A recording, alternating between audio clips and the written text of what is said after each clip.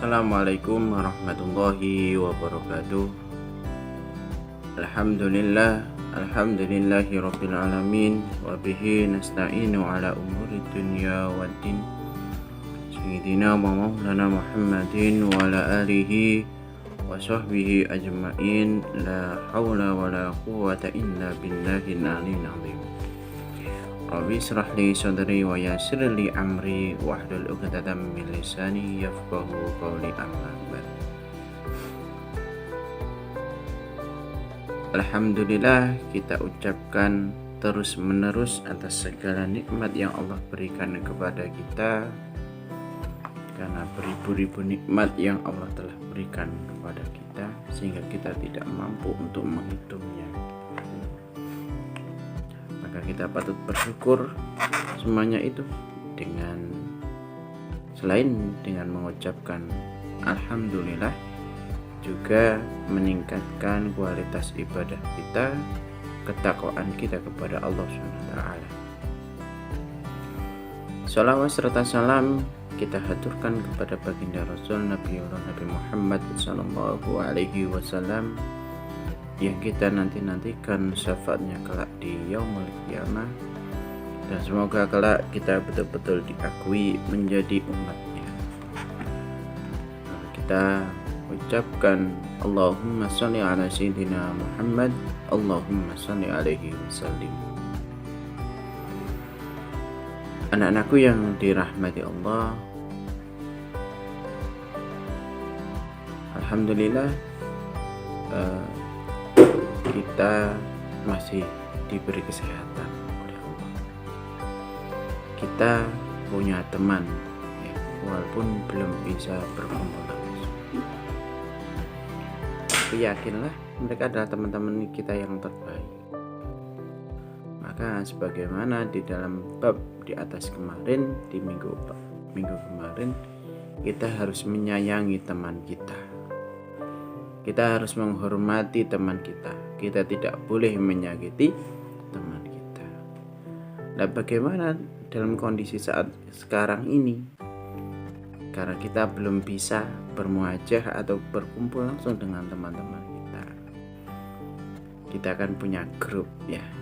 Kalian punya grup ya, sapa teman-teman kalian. Ingatkan teman-teman kalian melalui grup. Ucapkan salam. Kita ingatkan, mungkin kalau di pondok kita ada pembiasaan habis sholat maghrib ada baca Ratibul Haddad, maka berlomba-lomba mengingatkan teman-teman, ayo kita istiqomahkan membaca Ratibul Haddad dengan menge-share PDF yang biasa di-share oleh para asatidz, atau mengingatkan membaca wirid, doa kunut, atau mengingatkan teman-teman kita untuk ngisi link mutabaah yaumiyah (TPLP), ataupun mengingatkan hal-hal yang baik seperti ayo waktunya absen, waktunya pembelajaran, ayo. Itu adalah bentuk rasa cinta dan kita menyayangi mereka ya. Maka anak-anakku yang dirahmati Allah, maka patut kita bersyukur atas nikmat yang Allah telah berikan pada kita.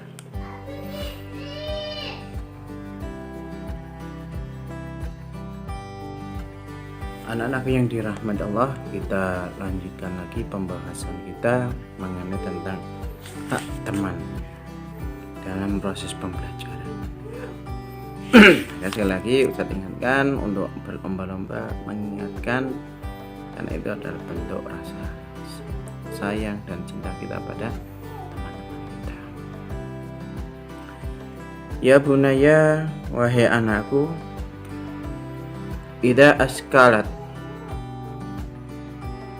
mas'alatun ala ahadi ikhwanika fi darsihi, bila seorang temanmu mendapatkan kesulitan dalam belajar. Gimana kira-kira sikap kalian ketika ada teman kalian mendapatkan kesulitan dalam belajar? Atau jangan-jangan malah dan yang lainnya.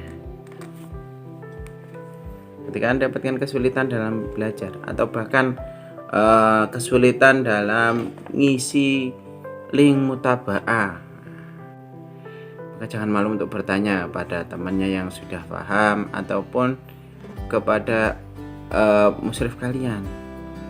Saat ini gimana kalau nggak tahu? Ketika dapat kesulitan dalam belajar itu wa talaba minal ustadi idaha lahu, dan bertanya pada gurumu,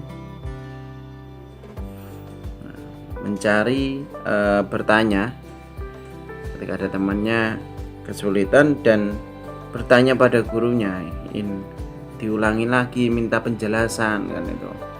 Atau mungkin pas pertemuan Zoom ada teman kalian yang bertanya kan itu ya. Fastami' lima yaquluhu ustaduka fil jawabi, maka dengarkanlah baik-baik jawaban gurumu tersebut. Ketika ada penjelasan ini, kita wajib untuk dengarkan. Ketika ada teman-teman kalian ada yang bertanya maka wajib untuk didengarkan penjelasan dari gurumu itu. Anak-anak yang dirahmati Allah, itu bentuk dari rasa cinta dan kasih sayang kita terhadap teman kita. La'allaka tastafidu minnal i'adati fa'idatan lam takun ta'rifuha. Mungkin dengan demikian engkau akan mendapatkan faidah yang sebelumnya tidak kau ketahui. Ini biasanya ketika ada sebuah pertanyaan yang mungkin kelihatannya remeh bagi kita, tapi bagi si penanya, bagi teman kalian yang bertanya itu bukanlah pertanyaan remeh. Adalah pertanyaan sangat serius yang benar-benar teman kalian yang bertanya itu tidak tahu. Biasanya gimana kalau ada pertanyaan remeh yang menurut kita pribadi? Seumpama ada yang bertanya, ada teman kalian yang mungkin yang benar-benar tidak paham, tidak tahu cara perkalian ilmu matematika, atau mungkin cara wudhu, bagaimana cara membaca rotibul hadat atau wirid dan yang lainnya. Kelihatannya kan itu. Yang mungkin kalian sudah paham, yang sudah ahli membaca rotibul hadat, wirid dan yang lainnya. Ketika ada yang bertanya, biasanya apa yang dilakukan oleh teman-teman kalian? Pertanyaan kayak gitu saja ditanyakan. Nah, itu ya. Maka kita tidak boleh mempunyai sikap seperti itu. Karena itu bukan sikapnya seorang mukmin, ya. Meremehkan pertanyaan orang lain. Akhirnya tidak mau mendengarkan jawaban dari yang ditanya.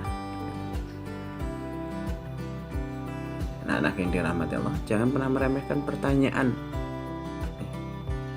Walaupun kelihatannya itu remeh bagi kalian, atau bahkan kalian sanggup untuk menjawab pertanyaan dari teman kalian.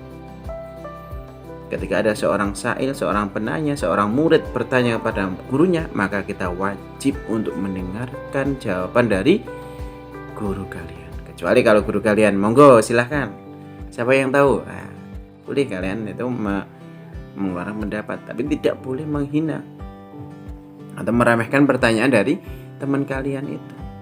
Harus dihormati. Ketika kita bilang, kayak gitu saja kok ditanyakan, berarti kita ini meremehkan. Kalau orang meremehkan itu berarti mempunyai sifat sombong.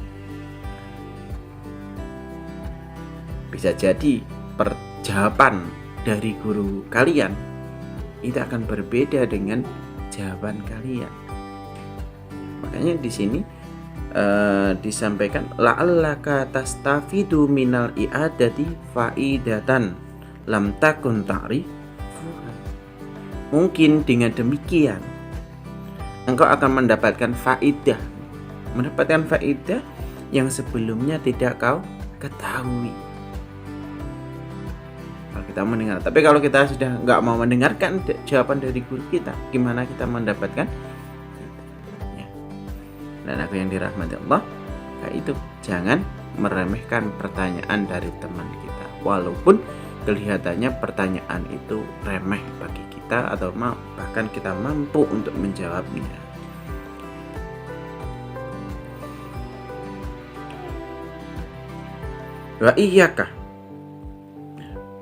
Wa iyyaka summa iyyaka an tatakallama bi kalimatin tadullu ala ihtiqarihi. Hindarilah olehmu, kita suruh menghindari kata-kata yang menyinggung dan menghina temanmu. Kata-kata yang menyinggung dan menghina temanmu. Kayak tadi seperti kayak gitu saja ditanyakan. Atau bahkan kita meremehkan dengan mentertawakan pertanyaan teman kalian. Atau bahkan disorai. Kalau biasanya itu anak kecil lah, anak SD, kayak gitu aja ditanyakan, disorai, atau dikeploi dan diremehkan. Kita tidak boleh seperti itu.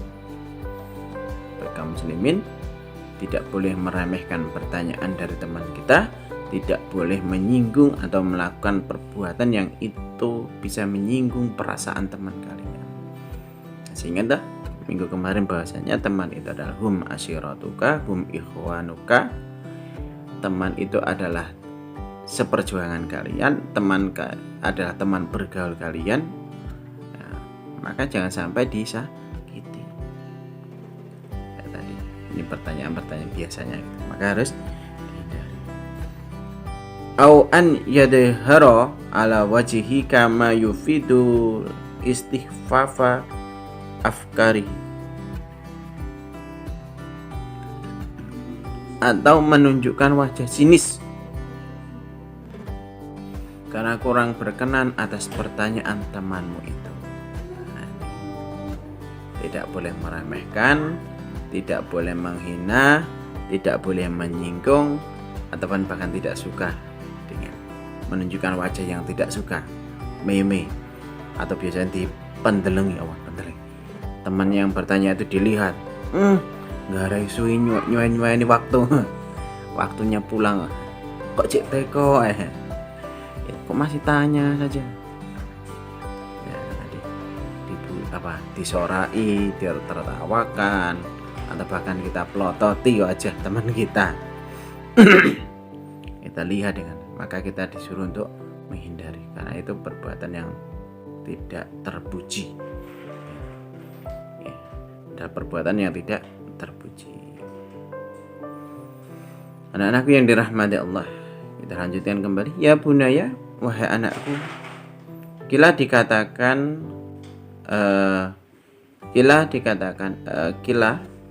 dikatakan lil imami Abi Hanifah radhiyallahu anhu, kepada Imam Abu Hanifah, pendiri madhab Hanafi, pada suatu waktu, dikatakan pada suatu waktu itu beliau ditanya, ada yang bertanya pada Abu Hanifah. Beliau adalah pendiri madhab Imam Hanafi, madhab Hanafi. Apa yang ditanyakan pada Abu Hanifah itu? Bima balagta ma balagta minal ilmi. Apa sebabnya sehingga engkau mendapatkan ketinggian ilmu pengetahuan yang sangat luas? Ada yang bertanya pada beliau. Kalau bahasa saat itu, apa sih yang menyebabkan Anda itu menjadi cerdas, menjadi pintar, sangat luar biasa pengetahuan keilmuannya, yang menyebabkan Anda itu cerdas, hebat, pengetahuan sangat luas? Ya, ada yang bertanya pada Imam Abu Hanifah. Qala Imam Abu Hanifah menjawab, ma bahiltu bil ifadati walastan kaftu anil istafad. Jawaban beliau sangat luar biasa. Aku tidak malas dalam mengambil manfaat. Aku tidak malas dalam mengambil manfaat dengan belajar atau mengajar. Dan aku tidak pernah mencegah orang yang ingin belajar dariku. Dan aku tidak pernah mencegah orang yang ingin belajar dariku. Ini jawaban dari Imam Abu Hanifah. Yang menyebabkan cerdasnya itu karena saya tidak malas untuk belajar dan mengajar. Dalam artian apa? Ketika ada orang yang bertanya itu tidak cedil tidak bakhil untuk menjawab pertanyaan dari seorang sa'il, seorang yang bertanya tadi. Dijawab pertanyaan-pertanyaan dari seseorang yang bertanya pada beliau. Ini yang menyebabkan salah satunya beliau itu menjadi sangat cerdas dan luar biasa pengetahuannya. Maka jangan pernah bakhil ketika ada teman kalian, mungkin ketika kalian WA-an ya, Assalamualaikum, ditanya namanya siapa ya. Kalau teman sekelas itu ya segera jawab kan itu. Tidak bakhil ketika ada sebuah pertanyaan-pertanyaan yang mungkin kelihatannya itu remeh. Kelihatannya itu remeh, tetap dijawab oleh Imam Abu Hanifah. Ya, dari itu anak-anakku yang dirahmati Allah, sayangilah teman-teman kalian, hormatilah teman-teman kalian. Jangan sampai kita meremehkan teman-teman kita. Jangan pernah kita meremehkan teman-teman kita yang bertanya, walaupun pertanyaan itu kelihatannya remeh bagi kita. Kita mampu untuk menjawabnya. Jangan pernah sampai mempunyai sifat bakhil. Kalau kita melihat dikisahkan di sini bahwasanya Imam Abu Hanifah, pendiri Imam madhab Hanafi, beliau menjadi luar biasa cerdasnya pengetahuannya karena tidak bakhil dalam belajar dan mengajar.